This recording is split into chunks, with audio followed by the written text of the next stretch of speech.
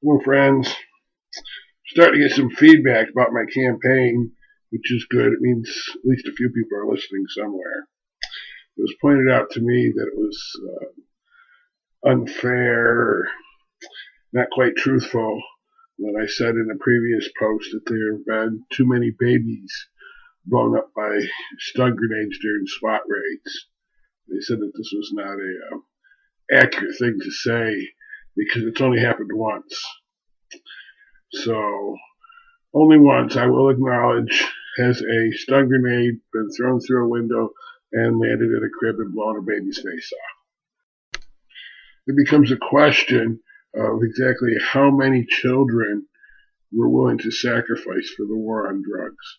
How many children are going to be collateral damage at the hands of the police and at the hands of the gang?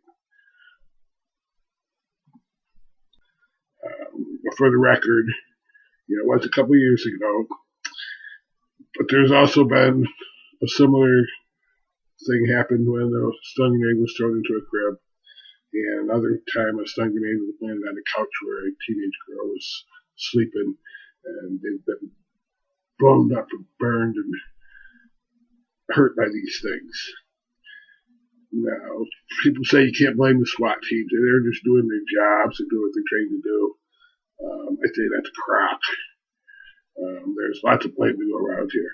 First of all, the judges who are signing these no-knock warrants to go into people's houses at 3 o'clock in the morning should have a little bit more to go on than a snitch who was trying to get out of a charge with an officer said that he bought drugs at this house one time. And checking on the information, basically, somebody with the same last name lived in this house. Is why the SWAT got their warrant. The judge is faulty there. And the SWAT team's faulty.